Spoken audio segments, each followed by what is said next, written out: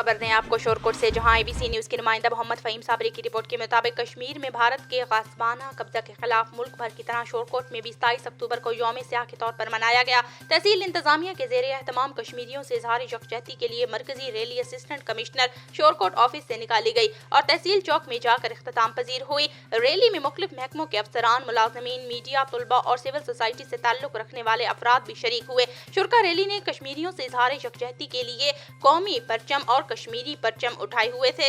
Rally के दौरान भारत के गासबाना कब्जा के खिलाफ कश्मीर बनेगा पाकिस्तान, आज़ादी कश्मीर नागज़ेर के फलक शगाफ नारे भी लगाए गए। नूर फार्मेसी तहसील चौक के ऑनर राना तस्लीम और वाजिद जफर ने मीडिया से गुफ्तगू करते हुए कहा कि मकबूजा कश्मीर में भारतीय जुल्म सतम और इंसानी हकूक की खिलाफ वर्जियां पूरी दुनिया के सामने बेनकाब हो चुकी हैं। कश्मीरियों पर भारतीय जुल्म सतम, वहशियाना जबर तशद्दुद के खिलाफ हर सतह पर आवाज बुलंद करते रहेंगे।